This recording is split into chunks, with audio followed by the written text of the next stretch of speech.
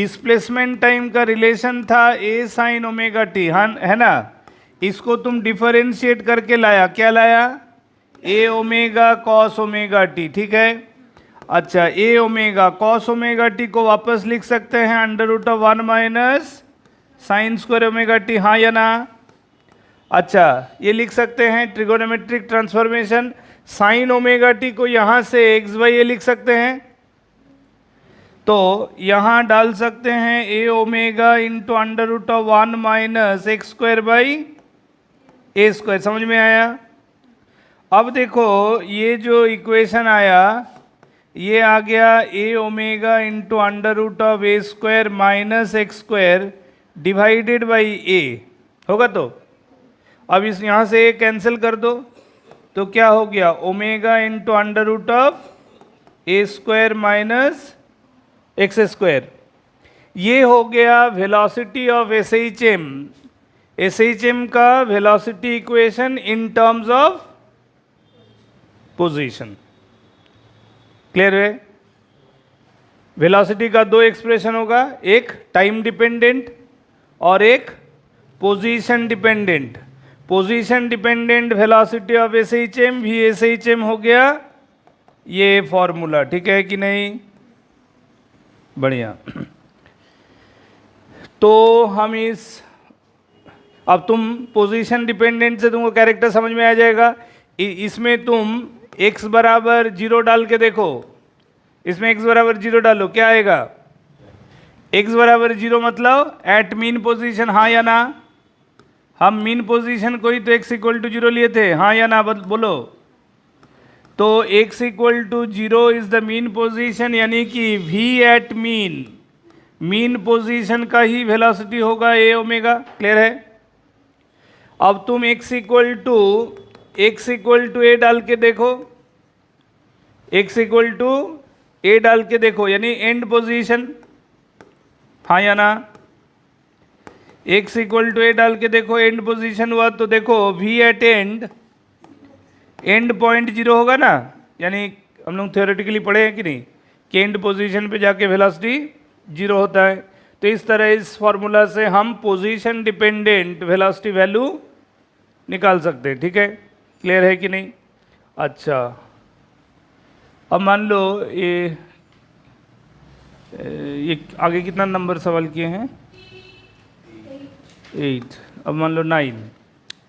अब है कि मान लो मैं एक क्वेश्चन दिया कि regarding an SHM this is x equal to 0 mean position. अब मैं मान लो x equal to minus A by 2 में एक पार्टिकल को स्टार्ट कराया, this is t equal to 0 position, particle is going this way. Clear है। अब ये पार्टिकल जब x इक्वल टू मान लो a बाई 4 में आएगा, let this is the starting point marked as P1, this is instantaneous point P2। Clear है। Particle कहाँ से स्टार्ट किया, अकॉर्डिंग टू डायग्राम P1 से, किधर चल रहा है, मीन पोजीशन के तरफ क्रॉस करके जब वो P2 पे लोकेट होगा, ठीक है, तब उसका वेलोसिटी क्या होगा। तो हमको पूछना है find velocity at P2, find velocity at P2। Previous discussion हमने किया था प्रोवाइडेड पार्टिकल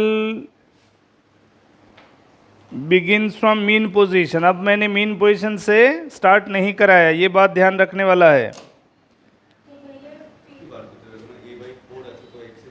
কিন্তু আমি তো মোশনটা মিন পজিশন থেকে স্টার্ট করাইনি,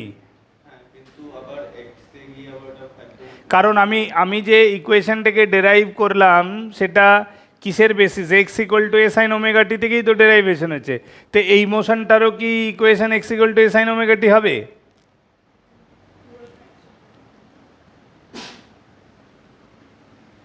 ফেসেছি।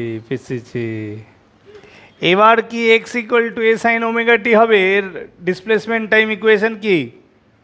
আমি তো এবার টাইম থেকে সরে এসেছি, আমি তো পজিশনের আর্গুমেন্টে এসেছি। পজিশন আর্গুমেন্ট হিসেবে পজিশন আর্গুমেন্ট হিসেবে আমার যে মানে if I want to reach the velocity of SHM then basic mechanism तो वही है ना कि हमको डिस्प्लेसमेंट टाइम रिलेशन को ड्राइव करना है।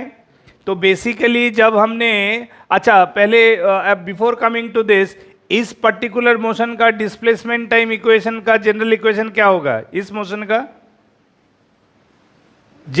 ये जो पार्टिकल जो मीन पोजीशन से लेफ्ट वाला एक पॉइंट है ना P1 है, वहां से शुरू किया, तो इसका डिस्प्लेसमेंट टाइम इक्वेशन क्या लिखेंगे? जनरल इक्वेशन क्या होगा?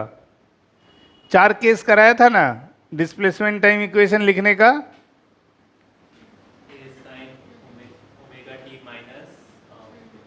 फाई, करेक्ट, एकदम सही बोला। इसका ST रिलेशन जो होगा, इसका ST रिलेशन या ST equation is x equal to a sine omega t minus phi होगा। समझ में आया? ये अब x equal to a sine omega t नहीं है। क्यों? क्योंकि याद करो मैंने बताया था कि इस पॉइंट का फेज 0 होता है, इस पॉइंट का इंस्टेंटेनियस फेज कितना होता है? Pi by 2। इधर जो पॉइंट है वो ऑब्वियसली नेगेटिव होगा, तो इसीलिए मैं इसका एग्जैक्ट इनिशियल फेज ना लिख के इसको -5 लिख दिया। समझ में आया? अब है कि इसको डिफरेंशिएट करो तो देखो तो क्या आएगा, dx बाई dt होगा a omega cos omega t minus five. हाँ या ना? यही dx बाई dt, इसी को तो v लिखते हैं ना, हाँ या ना? तो यानी कि इस बार वेलोसिटी ऑफ एसएचएम जो है वो है a omega into cos of this. इसको वापस लिख सकते हैं 1 minus sine square of omega t minus five, हाँ या ना? और 1 minus sine square omega t minus five, कारण cos of omega t minus five आया था ना, तो वापस इसको लिख सकते हैं a omega under root of 1 minus x square by A square. यहाँ से लिखेंगे ना sine omega t minus five को एक्स बाई ए लिख सकते हैं ना, हाँ या ना? देखो बढ़िया से, हैं? आँख को मैग्नीफाई करके देखो, हुआ? दिखा? समझ में आया? ठीक है, पहले देखने में मैग्नीफिकेशन, फिर दिमाग में मैग्नीफिकेशन आया, दोनों समझ में आया? बढ़िया। तो अल्टीमेटली जनरल इक्वेशन क्या हो गया?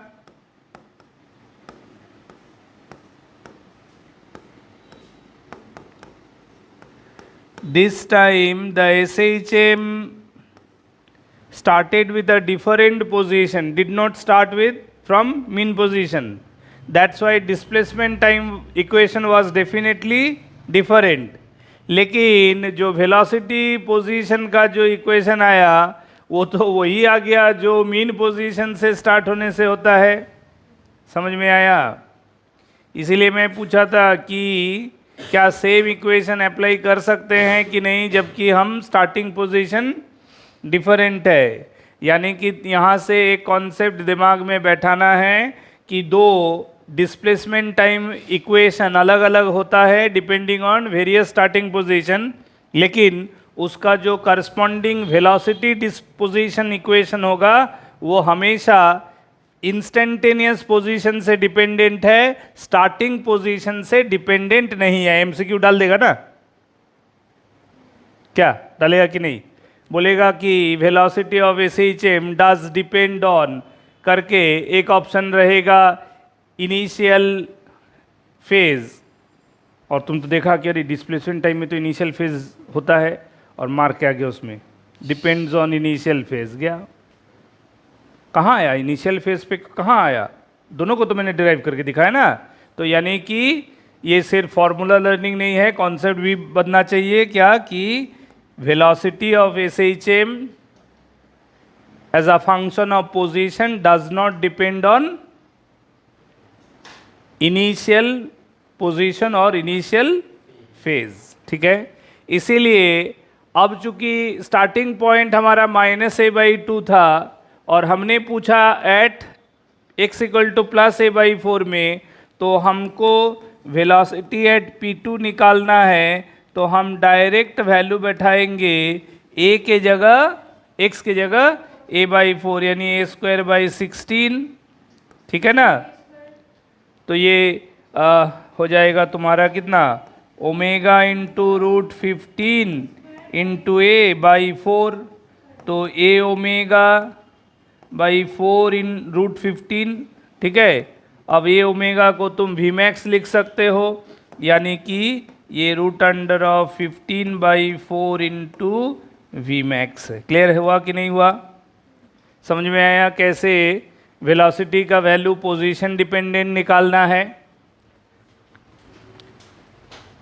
हाँ, अगर यही velocity of SHM time dependent condition में देगा, तब तुमको कुछ करने का नहीं है, तब तुमको इनिशियल फेज का इस्तेमाल करना पड़ेगा। क्लियर है बात? If you are asked to evaluate the velocity of SHM at an instant, ठीक है, एक टाइम डिपेंडेंट कंडीशन में वेलोसिटी ऑफ SHM पूछा, तो तब तुम इनिशियल फेज को इग्नोर नहीं कर सकते हो। क्लियर है? दोनों बात को का डिफरेंस समझ में आया? Very good. तो हम लोग वेलोसिटी के बारे में समझ गए कि कैसे वेलोसिटी का जनरल इक्वेशन डिराइव होता है, और फिर उस इक्वेशन को यूज़ करते हुए हम कैसे वेलोसिटी निकाल सकते हैं।